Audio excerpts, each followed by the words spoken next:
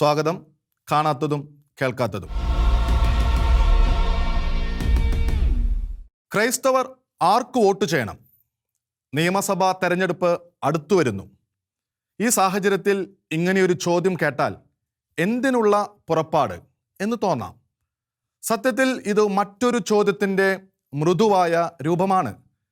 ക്രൈസ്തവർക്ക് മുസ്ലിങ്ങളോട് വിദ്വേഷമുണ്ടോ?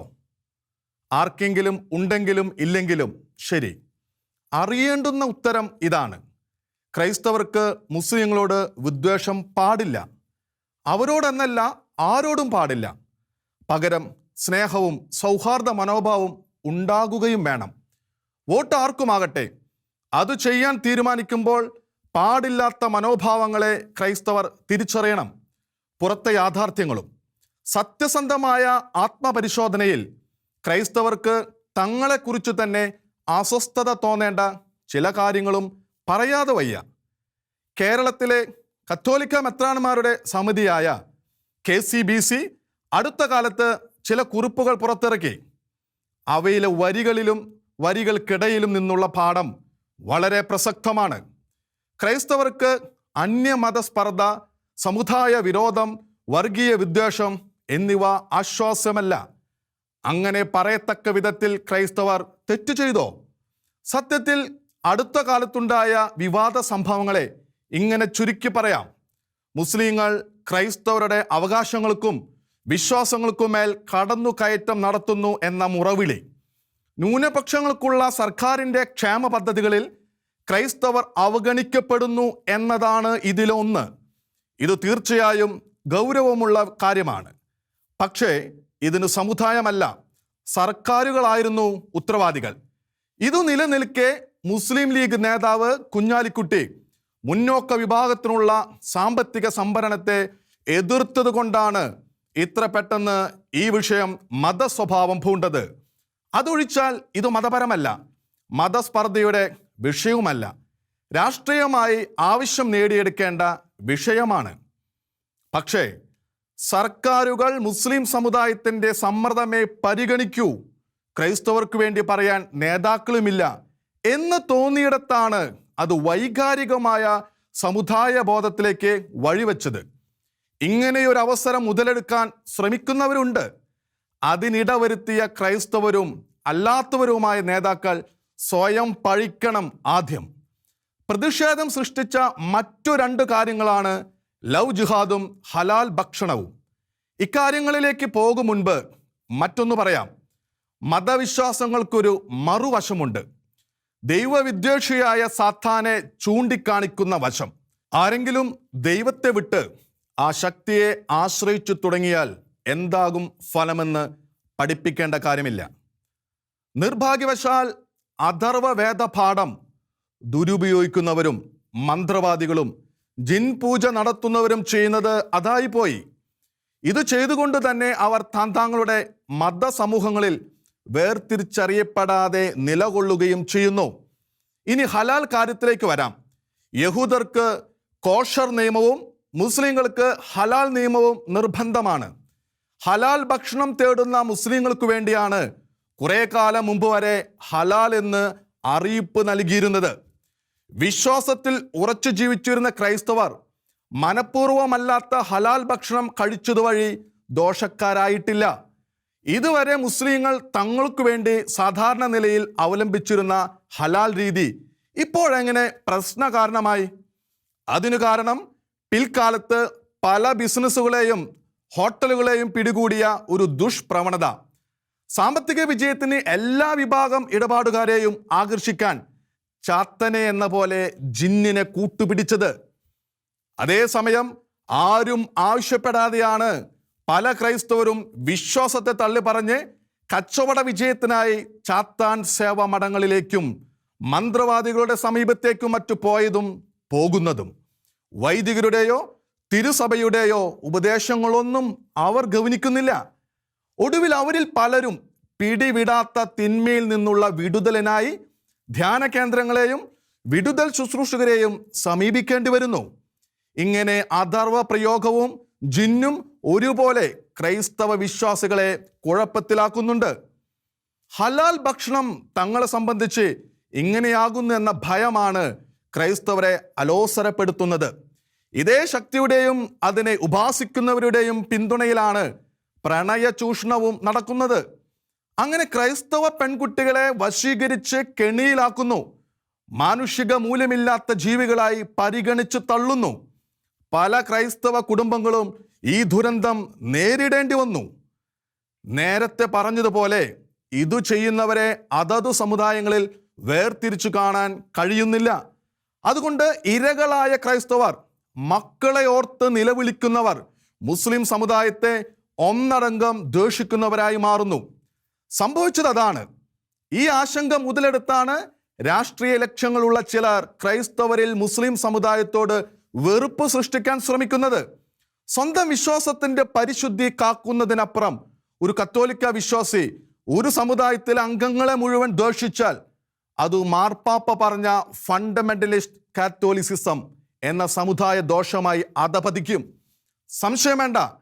അല്ലെങ്കിൽ അത് ഫണ്ടമെന്റലിസ്റ്റ് ക്രിസ്ത്യാനിറ്റിയായും ദുഷിച്ചു പോകാം. മുസ്ലിം സമുദായത്തിലെ വിദ്യാഭ്യാസ നിലവാരത്തിന്റെ കുറവ് നമ്മുടെ നാട്ടിൽ ഇത്തരം സംഭവങ്ങൾക്ക് കാരണമായിട്ടുണ്ട്. കുറവുള്ളത് നികത്താനാണ് സർക്കാരിന്റെ സഹായം നൽകേണ്ടത്. സമുദായത്തെ ഭൗതികമായി ഉയർത്താൻ ക്രൈസ്തവരുടെ വിവേകത്തെയും ജ്ഞാനത്തെയും ആശ്രയിച്ചിട്ടുള്ള മുസ്ലിങ്ങളുണ്ട്. ക്രൈസ്തവരോട് മതപരിഗണനയില്ലാതെ സഹകരിച്ചിട്ടുള്ള മുസ്ലിങ്ങളുണ്ട്. ഇന്ത്യൻ സംസ്കാരം ഹൃദയത്തിൽ വഹിക്കുന്ന മുസ്ലിങ്ങളുണ്ട്. ഈ പറയുന്നത് ഇവിടുത്തെ ക്രൈസ്തവർക്കൊപ്പം സഹോദരങ്ങളായി ഇവിടെ ജീവിക്കുന്ന നല്ല മനസ്സുള്ള നിരവധി മുസ്ലിങ്ങളെയും കുറിച്ചാണ്. കുഴപ്പക്കാരെ വേർതിരിച്ചറിയാതെ ഒരു സമുദായത്തിലെ എല്ലാവരെയും ഒരുപോലെ ദ്വേഷിക്കുന്നത് തെറ്റായ മനോനിലയാണ്. അത് തീർച്ചയായും രക്ഷാപരമല്ല, ക്രൈസ്തവ സ്നേഹത്തിന് നിരക്കുന്നതല്ല. വിഷയങ്ങളുടെ പേരിലല്ലാതെ മുൻവിധിയുടെ പേരിൽ മുസ്ലിം സമുദായ അംഗങ്ങളോടോ ഏതെങ്കിലും സമുദായത്തോടോ വിദ്വേഷം പാടില്ല എന്നു തന്നെയാണ് മെത്രാന്മാരുടെ സമിതിയും ഓർമ്മിപ്പിക്കുന്നത്. പശുവിനെ തങ്ങൾ അമ്മയായി കരുതുന്നത് കൊണ്ട് മാംസം ആരും ഭക്ഷിച്ചുകൂടെന്ന് പറയുന്നവരും, ഓണത്തിന്റെ ഐതിഹ്യം വ്യാഖ്യാനിച്ച കന്യാസ്ത്രീയായ അധ്യാപികയെ മതവിദ്വേഷ കേസിൽ കുടുക്കി മാപ്പ് പറയിച്ചവരും തങ്ങളുടെ മതമേൽക്കോയ്മ സ്ഥാപിക്കാൻ ശ്രമിക്കുന്നവർ തന്നെയാണ്. അവകാശങ്ങളുടെ കാര്യത്തിൽ തങ്ങൾക്ക് അർഹതപ്പെട്ടത് നിഷേധിക്കരുത് എന്ന് ക്രൈസ്തവർക്ക് നിർബന്ധം പിടിക്കാം. പക്ഷേ സമുദായ വിദ്വേഷം സഭാപരമല്ല, വിശ്വാസപരമല്ല, ഒട്ടും ക്രൈസ്തവികവുമല്ല. ആത്മാവിൽ ജാഗ്രത നിറയ്ക്കുക എന്നതിന് പകരമാവില്ല ഹൃദയത്തിൽ വിദ്വേഷം നിറയ്ക്കുന്നത്. ഇക്കാര്യത്തിൽ ഒരുവിധ ഫണ്ടമെന്റലിസ്റ്റ് പാഠവും ആരെയും വഴിതെറ്റിക്കാതിരിക്കട്ടെ.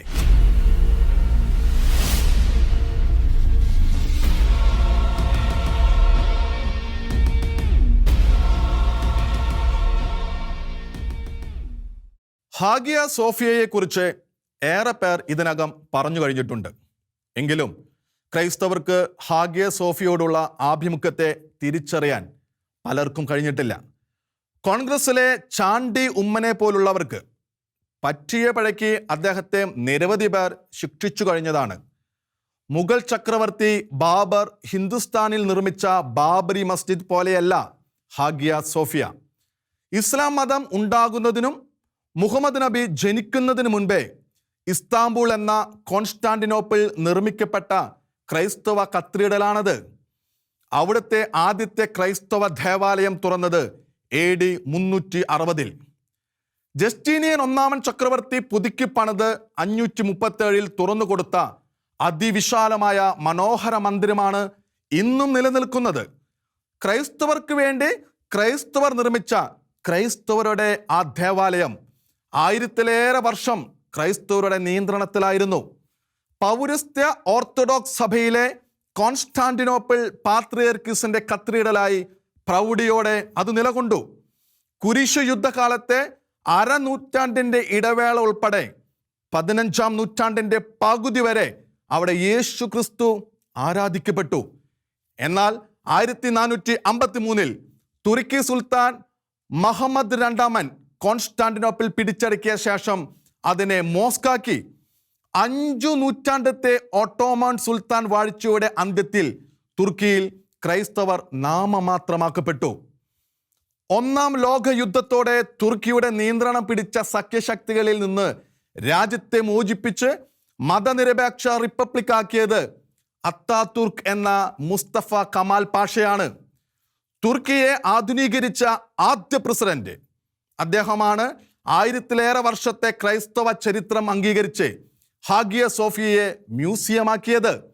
ക്രൈസ്തവർ നാമമാത്രമായി പോയ രാജ്യത്ത് ഹാഗിയ സോഫിയയെ വീണ്ടും കത്തീഡ്രലാക്കാൻ പ്രായോഗികമായി നിവൃത്തിയില്ലാത്തത് കൊണ്ട് തന്നെ മ്യൂസിയമാക്കി മതനിരപേക്ഷ മൂല്യം ഉയർത്തിപ്പിടിച്ചു. ആ മൂല്യമാണ് തുർക്കിയുടെ ഇപ്പോഴത്തെ പ്രസിഡന്റ് എർദോഗൻ ചവിട്ടിത്തേച്ചത്. മോസ്ക് വേണ്ടിയിട്ടല്ല എർദോഗൻ അത് ചെയ്തത്, ലോകത്തോട് തങ്ങളുടെ മതകോയ്മ പ്രഖ്യാപിക്കാൻ വേണ്ടി മാത്രം. എർദോഗന്റെ തുർക്കി ഓട്ടോമൻ കാലത്തെ മതാധിപത്യത്തിലേക്ക് തിരിച്ചു പോകാൻ ആഗ്രഹിക്കുന്ന തുർക്കിയാണ്. എർദോഗന്റെ നടപടി ക്രൈസ്തവ ലോകത്തെ വേദനിപ്പിക്കുമെന്നറിയാൻ സാധാരണ മനസ്സ് മാത്രം മതി. അതുകൊണ്ട് തന്നെ ഇക്കാലം അത്രയും ഇന്ത്യയിലെ വായു ശ്വസിച്ച നേതാക്കൾ എർദോഗനെ പിന്തുണയ്ക്കാൻ മുതിരുമെന്ന് ആരും കരുതിയില്ല. അവർക്കതിൻ്റെ ആവശ്യമുണ്ടായിരുന്നുമില്ല. മറിച്ച് സംഭവിച്ചപ്പോഴാണ് വേദനയും പ്രതിഷേധവും ഉണ്ടായത്. അതിനെ മുതലെടുക്കാൻ ശ്രമം നടന്നേക്കാം, എന്നാൽ ക്രൈസ്തവർ സമുദായ വിദ്വേഷത്തിലേക്ക് വീണു പോകാൻ പാടില്ല.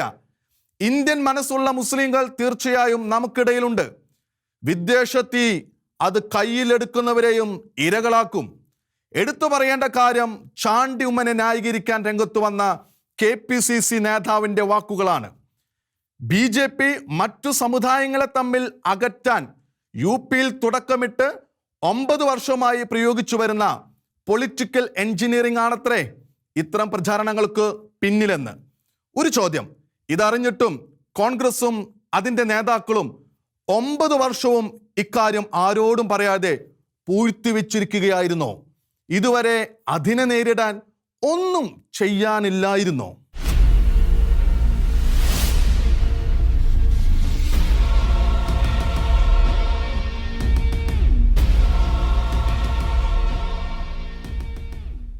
കോവിഡ് ജനങ്ങൾക്കെന്ന പോലെ സർക്കാരിനും ചില അവസരങ്ങൾ നൽകി.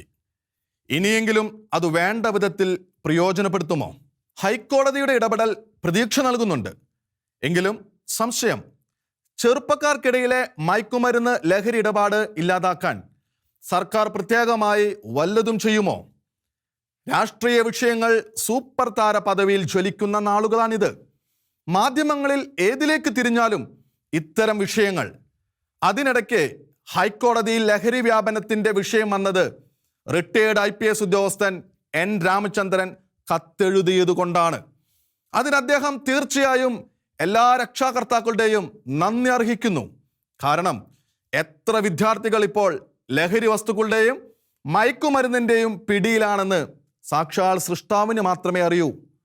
അത്രയ്ക്ക് വ്യാപകമാണ് സ്കൂൾ കോളേജ് വിദ്യാർത്ഥികളുടെ നിഷിദ്ധ വസ്തു ഉപയോഗം. ഇത് 2 തരത്തിൽ നിരവധി ചെറുപ്പക്കാരെ കുടുക്കിലാക്കിയിട്ടുണ്ട്. ഒരു കൂട്ടർ ലഹരിയുടെയും മയക്കുമരുന്നിൻ്റെയും അടിമകളായി കഴിഞ്ഞിരിക്കുന്നു. വേറൊരു കൂട്ടർ മയക്കുമരുന്ന് വ്യാപാരത്തിൻ്റെ മധുരം നുണഞ്ഞ് വീണ്ടും അതിൽ ഏർപ്പെടുന്നു. അതുവഴി സ്ഥിരം കുറ്റവാളികളായി മാറുന്നു. കൂടുതൽ ചെറുപ്പക്കാരെ മയക്കുമരുന്ന് ഉപയോഗത്തിലേക്ക് സ്വഭാവാന്തരപ്പെടുത്തുന്നു. ഇങ്ങനെ വിൽപ്പനയുടെ ഇടനിലക്കാരായി മാറുന്ന ചെറുപ്പക്കാർ, അവരിൽ നിന്ന് എത്ര പേരിലേക്ക് മയക്കുമരുന്ന് ആസക്തി പകരുന്നെന്ന് വ്യക്തമല്ല. പക്ഷേ സംഖ്യ നിസ്സാരമല്ല. പഠനം നിലച്ച് ജീവിതത്തിൻ്റെ താളവും രാഗവുമെല്ലാം പിശകി ചണ്ടികളാക്കപ്പെടുന്ന നിരവധി ചെറുപ്പക്കാരുണ്ട്. ആരെങ്കിലും തിരിച്ചറിഞ്ഞ് യഥാസമയം രക്ഷിച്ചെടുത്തില്ലെങ്കിൽ ദുരന്തങ്ങളായി മാറുമെന്ന് തീർച്ചയുള്ളവർ. അതേസമയം ചെറുപ്രായത്തിൽ തന്നെ മയക്കുമരുന്ന് വ്യാപാരമെന്ന കൊടും കുറ്റത്തിനു പിടിയിലായി യൗവനമത്രയും ജയിലിൽ എരിച്ചു കളയാൻ വിധിക്കപ്പെട്ടവരും നിരവധി. വേറെ ഒരു കാരണത്താലും കുറ്റവാളിയോ തടവ് പുള്ളിയോ ആകാൻ സാധ്യതയില്ലാതിരുന്നവരാണ് മിക്കവരും. ആരുടെയോ പ്രേരണയാൽ, ആരുടെയോ വിൽപ്പനയാൽ മയക്കുമരുന്ന് പരീക്ഷിക്കാനിടയായി ക്രമേണ തകർച്ചയിലേക്ക് ആണ്ടുപോയവർ. ജയിലുകളിലെ സ്ഥിരം കുറ്റവാളികൾക്കൊപ്പം ജീവിക്കാനാണ് ഇളം പ്രായത്തിലെ അവർ തള്ളിവിടപ്പെട്ടത്. അവിടെ നിന്ന് വീണ്ടും പുറലോകത്ത് എത്തുമ്പോഴേക്ക് അവർക്ക് നഷ്ടമാകുന്ന ജീവിതത്തെക്കുറിച്ച് ചിന്തിച്ചാൽ ആരുടെയും ഹൃദയം നുറുങ്ങും. അവരുടെ വിൽപ്പന നിമിത്തം മയക്കുമരുന്നിന് അടിമകളായി പോയവരെ ഓർത്താലും കരളുരുകും. തുടക്കം സ്കൂൾ കോളേജ് പരിസരങ്ങളിലെ മയക്കുമരുന്ന് വിൽപ്പനയാണ്. ചെറിയ പൊതികളുമായി വിൽപ്പനയ്ക്ക് നടക്കുന്നവരെ മാത്രം പിടിച്ചാൽ പോലീസിന് കേസുകളുടെ എണ്ണം തികയ്ക്കാം. പക്ഷേ മയക്കുമരുന്നിൻ്റെ യഥാർത്ഥ ശേഖരവും അതിൻ്റെ ഉടമസ്ഥരും ഭദ്രമായിരിക്കും. ഒരാളെയെങ്കിലും യഥാർത്ഥത്തിൽ മയക്കുമരുന്നിലും ലഹരിയിൽ നിന്ന് രക്ഷിക്കണമെങ്കിൽ പദാർത്ഥത്തിൻ്റെ ഉറവിടവും വിൽപ്പനയുടെ കണ്ണികളും തകർക്കണം. അതല്ലെങ്കിൽ പൊതിപിടുത്തം തുടരാം. കോവിഡ് ബാധയുടെ കണ്ണി തിട്ടപ്പെടുത്തിയതുപോലെ ലഹരി മയക്കു പദാർത്ഥങ്ങളുടെ ഉറവിടവും നീക്കവും തിട്ടപ്പെടുത്താൻ ഹൈക്കോടതി നിർദ്ദേശിച്ചത് യഥാർത്ഥ പരിഹാരം മനസ്സിലാക്കി തന്നെയാണ്.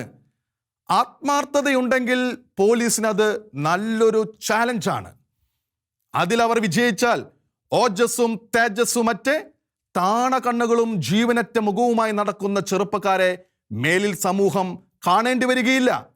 ഈ അവസ്ഥയിൽ നിരവധി പേരുണ്ട്. അവർ സമൂഹത്തിൻ്റെ ദുരന്തമാണ്. അവരിൽ കഴിയുന്നത്ര പേരെ വീണ്ടെടുക്കണം. പുതുതായി ഒരാളെ പോലും ആ ദുരന്തത്തിൻ്റെ വലയിലേക്ക് വിട്ടുകൊടുക്കുകയുമരുത്. കോടതി ഉത്തരവ് സർക്കാരിൻ്റെ ചൂട് പിടിപ്പിക്കട്ടെ, ഉണർത്തട്ടെ, പ്രവർത്തന നിരതമാക്കട്ടെ. രാഷ്ട്രീയ വിവാദങ്ങൾക്കും ദുരന്തങ്ങൾക്കും നടുവിൽ ഇങ്ങനെയൊരു നന്മ കാണാൻ ജനങ്ങൾക്ക് ഇടയാകട്ടെ.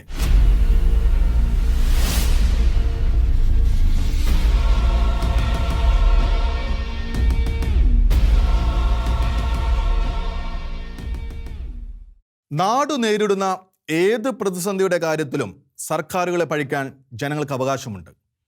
പ്രളയം വന്നാലും ഭൂകമ്പമുണ്ടായാലും അപകടങ്ങൾ സംഭവിച്ചാലും സർക്കാരിനെ പഴിക്കാം. ആ അവകാശം തരിമ്പ് പോലും കേരളീയർ നഷ്ടപ്പെടുത്താറുമില്ല. എല്ലാ നിറത്തിലും മണത്തിലുമുള്ള മാധ്യമങ്ങൾ വേണ്ടത്രയുള്ളത് കൊണ്ട് ഇക്കാര്യത്തിൽ ഒരു വീഴ്ചയും ഉണ്ടാകാറില്ല. പക്ഷേ ഇപ്പോൾ കേരളം നേരിടുന്ന ഒരു പ്രശ്നത്തിൽ സർക്കാരിനെയല്ല, ജനങ്ങളെ തന്നെയാണ് പഴിക്കേണ്ടത്. പഴിക്കുകയല്ല, കർശനമായി ശകാരിക്കുക തന്നെ വേണം. പക്ഷേ ആര് ശകാരിക്കും? ജനങ്ങളല്ലാതെ ജനങ്ങൾക്ക് പുറത്തു നിന്നൊരു ശക്തിയില്ലല്ലോ. വിഷയം കോവിഡ് വ്യാപനം തന്നെ. കേരളത്തിൻ്റെയൊപ്പം സാക്ഷരതയോ പ്രബുദ്ധതയോ ഒന്നും അവകാശപ്പെടാത്ത നാടുകൾ കോവിഡിൻ്റെ ഭീഷണി നേർപ്പിച്ചു കൊണ്ടുവരുന്നു. എല്ലാം തികഞ്ഞവരെന്ന് സ്വയം ഭാവിക്കുന്ന മലയാളികൾ വീണ്ടും കുഴപ്പം കനപ്പിക്കുന്നു. വൈദഗ്ധ്യം ഭാവിക്കുന്ന മലയാളികൾ സ്വന്തമായി 100 കാരണങ്ങൾ നിരത്തുമായിരിക്കും. പക്ഷേ യഥാർത്ഥത്തിൽ ഒരു കാരണമേ ഉള്ളൂ: മലയാളിയുടെ അലംഭാവം. സുരക്ഷിതത്വത്തിൻ്റെ നിയമങ്ങൾ പറയുന്നവരെ പരിഹസിക്കുന്ന സ്വഭാവം മലയാളികൾക്കുള്ളത്ര മറ്റാർക്കെങ്കിലും ഉണ്ടെന്ന് തോന്നുന്നില്ല. ഇത് മുൻവിധിയോടെ പഴിക്കുന്നതല്ല. അപകടങ്ങളും കുഴപ്പങ്ങളും ഒഴിവാക്കാനുള്ള വിധികളോട് ശരാശരി മലയാളി മനസ്സ് അവഗണനയോടെയാണ് പ്രതികരിക്കാറ്. കൊറോണയുടെ കാര്യം മാത്രം നോക്കാം. രോഗവ്യാപനത്തിനെതിരെയുള്ള ഏറ്റവും ഫലപ്രദമായ തട മാസ്കിൻ്റെയും സാനിറ്റൈസറിൻ്റെയും ഉപയോഗവും ആളകലം പാലിക്കലുമാണ്. പിന്നെ യഥാവസരം കൈ കഴുകലും ആവികൊള്ളലും സ്നാനവും. പക്ഷേ പഠനത്തിനു വേണ്ടി നിരീക്ഷണം നടത്തിയാൽ ആളകലം പാലിക്കുന്ന പൊതുവിടം കണ്ടെത്താൻ വിഷമിക്കും. സർക്കാർ ഓഫീസുകളിലെ കൗണ്ടറുകളോ വിക്കറ്റുകളോ ഉള്ള സ്ഥാനങ്ങളിൽ ചെന്നു നോക്കുക. വരിയായി നിൽക്കുന്നത് മലയാളിക്ക് മാനക്കേടാണ്. കോവിഡ് കാലത്ത് പോലും മാസ്ക് കൃത്യമായി വെക്കുന്നതൊക്കെ ചുണകെട്ടവരുടെ ഏർപ്പാടാണെന്ന് കരുതുന്നവരാണ് ഏറെ പലരും. അതൊക്കെ ദുർബലരുടെ ശീലമാണ് പോലും. ശ്രദ്ധിക്കപ്പെട്ട മറ്റൊരു കാര്യം, പ്രവേശന കവാടത്തിൽ തന്നെ സാനിറ്റൈസർ വെച്ചിട്ടും പലരും അത് ഉപയോഗിക്കാൻ സമയം കളയാതെ പോകുന്ന കാഴ്ചയാണ്. ഓരോ ദിവസവും പ്രതീക്ഷിക്കാത്ത പലരും കോവിഡ് ബാധിതരായി എന്ന് കേട്ടിട്ടും കൂസലില്ലാത്തവർ ഏറെ. 1 മണിക്കൂർ സുരക്ഷിതമായി നിന്ന് നിരീക്ഷിച്ചാൽ മനസ്സിലാകും മലയാളികൾക്ക് എങ്ങനെയാണ് കോവിഡ് ബാധ ഇപ്പോൾ വർദ്ധിച്ചിരിക്കുന്നതെന്ന്. ഇല്ല, ഇപ്പോൾ പോലും ക്യൂ നിൽക്കേണ്ടിടത്ത് അതിന് വഴങ്ങാത്തവർ, മാസ്ക് നിയമം പാലിക്കാത്തവർ, പൊതുവിടത്ത് ആളകലം കാക്കാത്തവർ, സാനിറ്റൈസർ ഉപയോഗിക്കാൻ തയ്യാറാകാത്തവർ എന്നിവരൊക്കെ എന്നെങ്കിലും പൗരബോധം ശീലിക്കുമെന്ന് പ്രതീക്ഷിക്കാമോ? ശീലിച്ചേക്കും, പോലീസ് വടിയുമായി ഇറങ്ങിയാൽ മാത്രം.